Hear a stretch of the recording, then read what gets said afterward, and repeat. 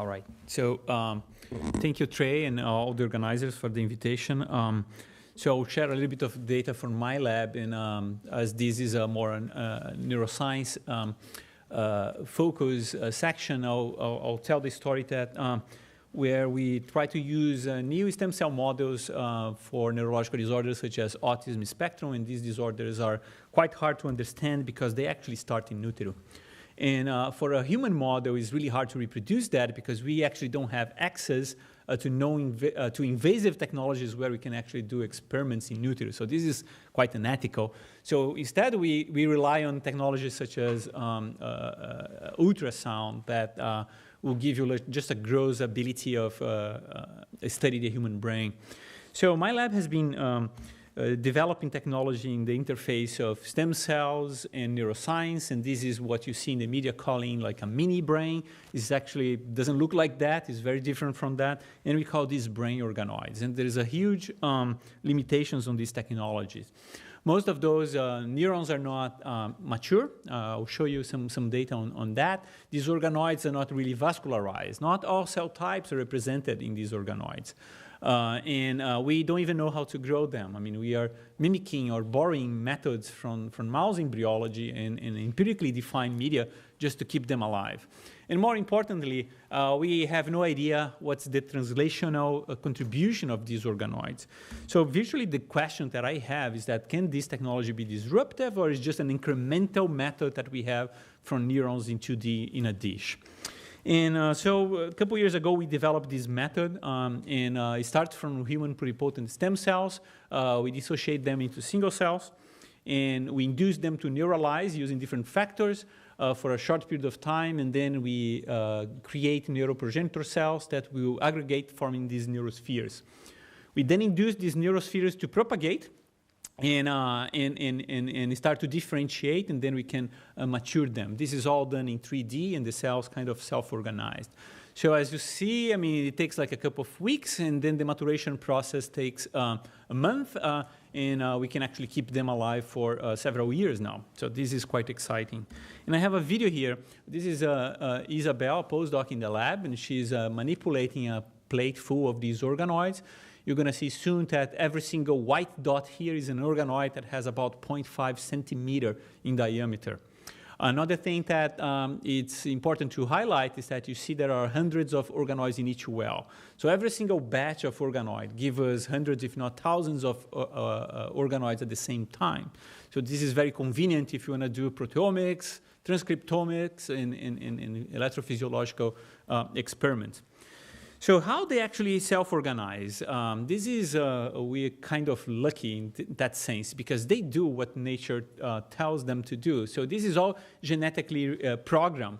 These neuroprogenitor cells, there are some cells that send process, and these are the radioglia cells, where the progenitor cells we use as a cables to migrate out. And as they migrate from inside out, they start to differentiate and form neural connections in the periphery. So if we slice one of these brain organoids, you have a structure like that. These are the ventricular zone where the neurostem cells or neuroprogenitor cells are located. These are the radioglia cells where the progenitor cells will migrate and start forming the cortical plate. As we grow these organoids, as we mature and age them, this cortical plate will become more defined, and you start to see some of the markers for the different cortical layers. So what are the cells that we have in there? This is just a snapshot. As I told you, this is a dynamically processed. In the beginning, we have pluripotent cells, and at the end, we have a more fully mature group of neurons.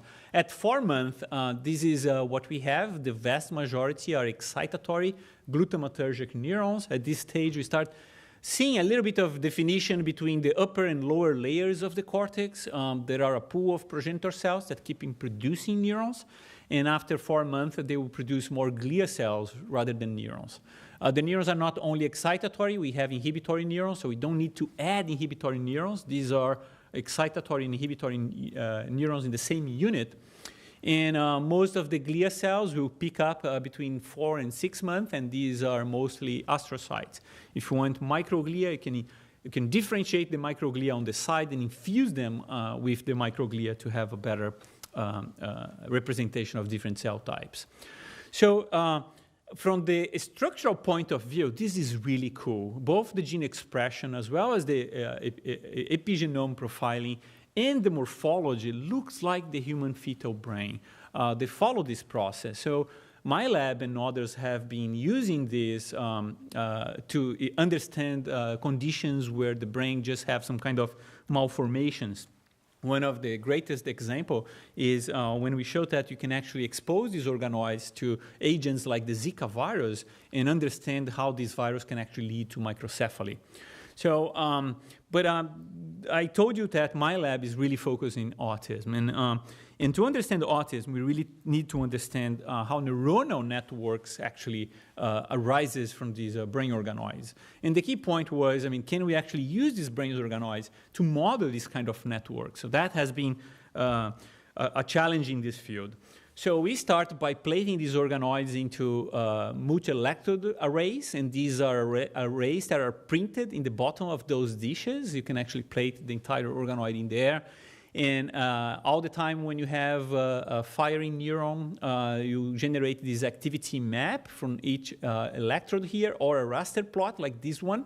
So these are independent channels, and you can see that you have individual traces representing like a single spike, or bursts, which is lots of spikes in a very short period of time, or you have a synchronization event when multiple channels fire at the same time, showing some kind of connectivity.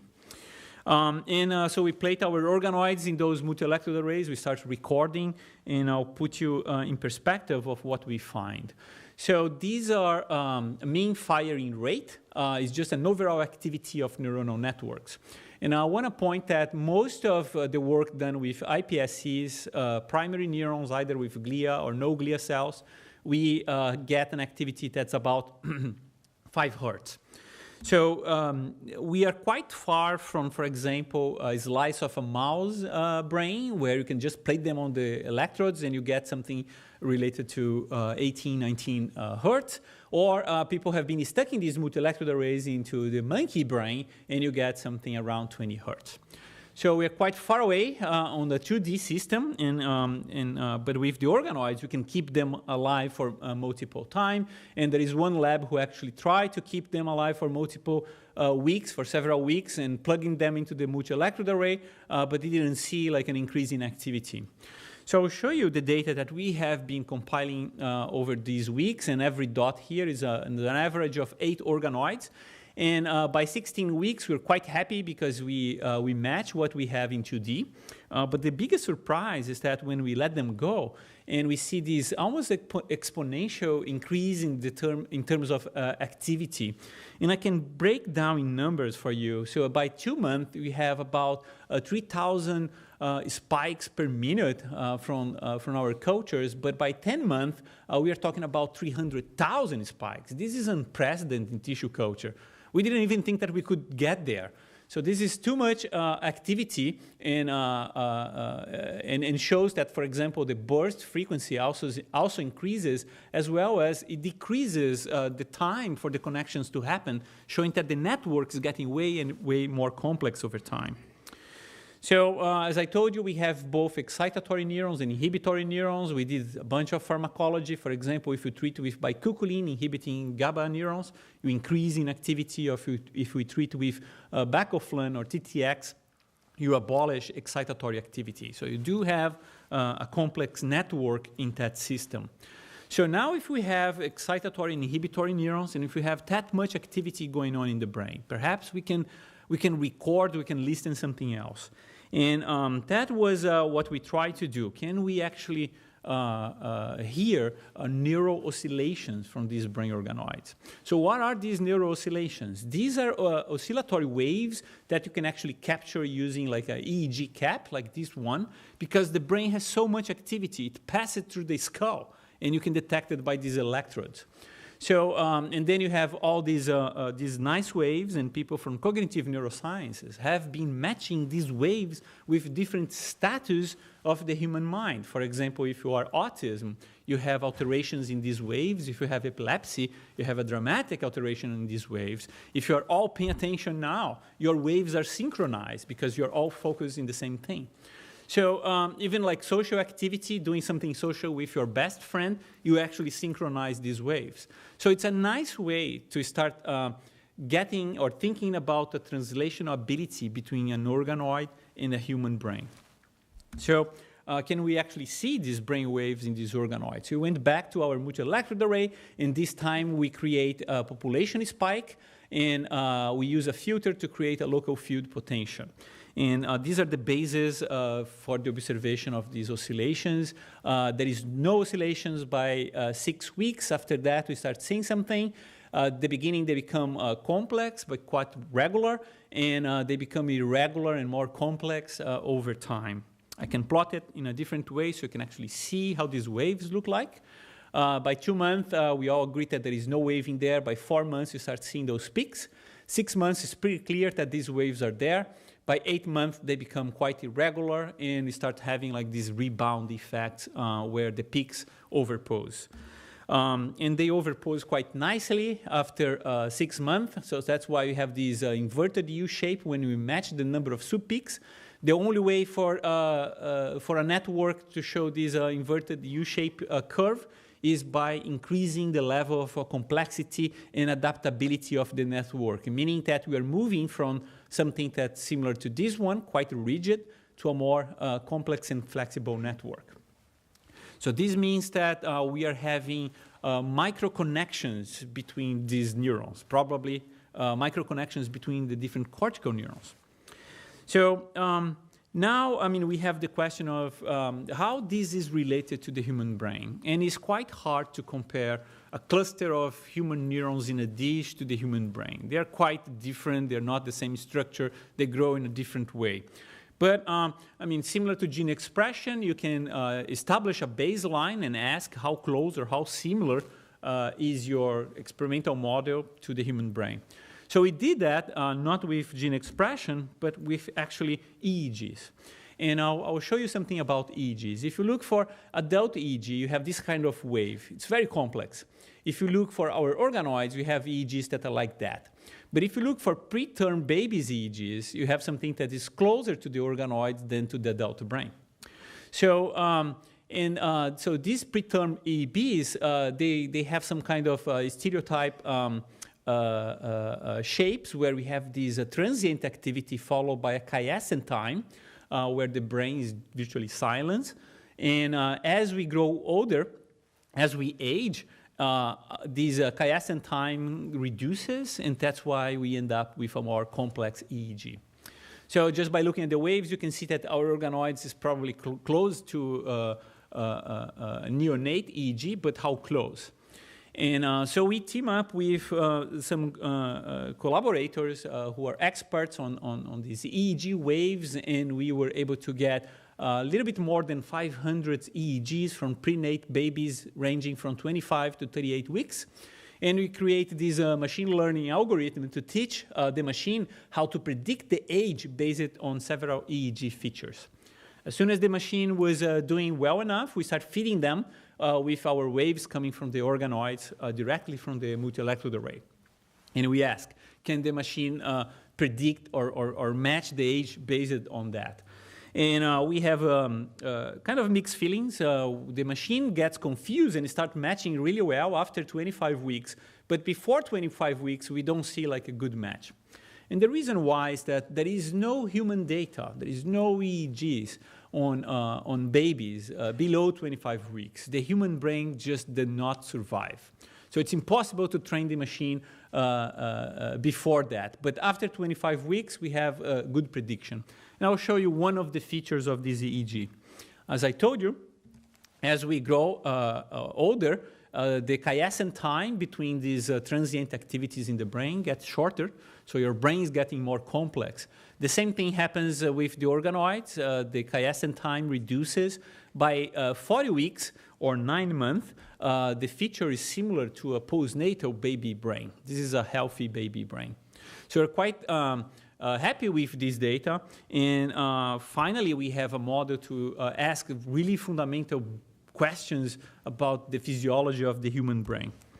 And I'll show you one example of how we do that. One thing is to use genetics to start in a target or unbiased way, probing the different contribution of genetic factors to the emergence of brain oscillations. And I'll show you one data. This is with MECP2. It's an important gene for neurodevelopment. If you have mutations in MECP2, you probably have Rett syndrome, autism, or schizophrenia. So if you completely eliminate MECP2 from these organoids, you abolish the emergence of these oscillatory networks. So they do have electrical activity. They just don't form the oscillations. And we are trying to understand why. And we do that by single-cell analysis. So we can dissociate these isogenic organoids and look for, is there a cell population that is different between them? And what we find is that neurons on layer 6 and 5 are reduced in the MECP2 knockout organoids. And if you zoom in there, you realize that neurons that are CTP2 positive or SATB2 positive are reduced. So these are probably neurons that are important for the emergence of these oscillations. So this is my take-home message. I think we have a model that mimics the emergence of brain oscillations in vitro. And follow the biological program trajectory for humans. We detect these delta high, gamma wave waves that are interesting emerging, spontaneously emerging from the organoids, and that MECP2 is probably very essential for the cortical oscillations that I just showed you. So I will end up here by thanking my collaborators. All the single-cell analysis was done in collaboration with the EO Lab, and this is my funding agencies and the families from autism spectrum disorders that help us to keep this going. Thank you. Happy to take any comments and questions.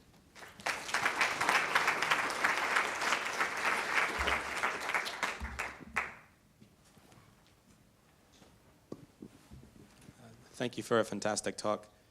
I was curious, how does the behavior, the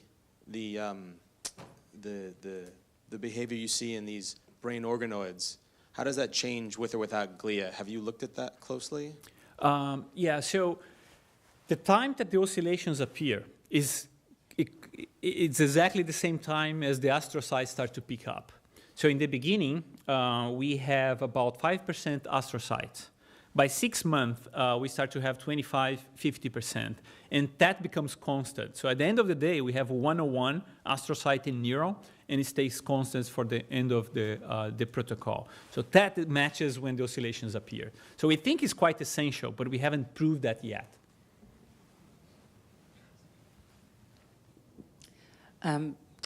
Two questions, if I can remember them.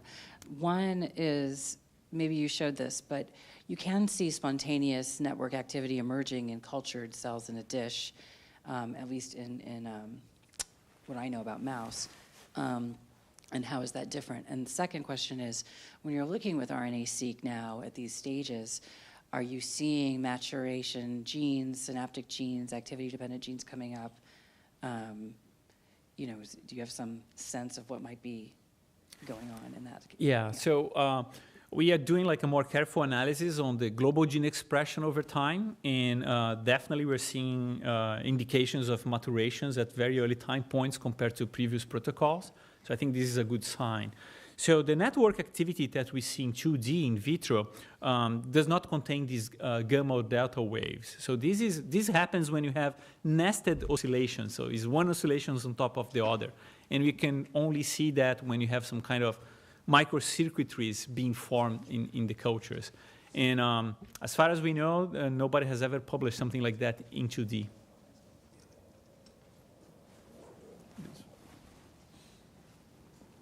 Also, two questions. Have you been able to look at the synapses that you're forming in the cultures in the EM or in any way to see if the astrocytes are contributing? And is there a possibility to introduce a circadian oscillation on top of what you have in your cultures? Yeah. So these are both good questions. We think it is possible to induce them. We actually think that they do have a circadian rhythm embedded on that. We're just confirming if this is actually true or not. And the second question, if the astrocytes are contributing to the glia. So we think so. I mean, we have EM images showing that the synapses are there, the astrocytes are there. So everything seems to be in place. But again, I mean, we haven't proved that. And when I say we haven't proved that, it is we are thinking about a model where we can reduce the glia cells after the organoid is formed. So that would be like the final proof. But this is trick experimentally.